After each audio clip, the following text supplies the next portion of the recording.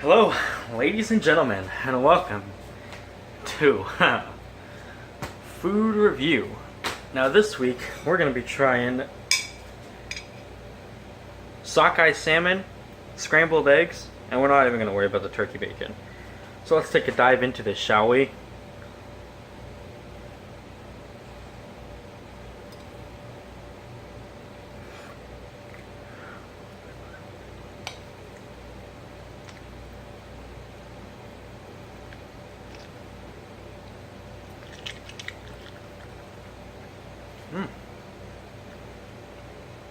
You know, the eggs are, yeah, they're eggs.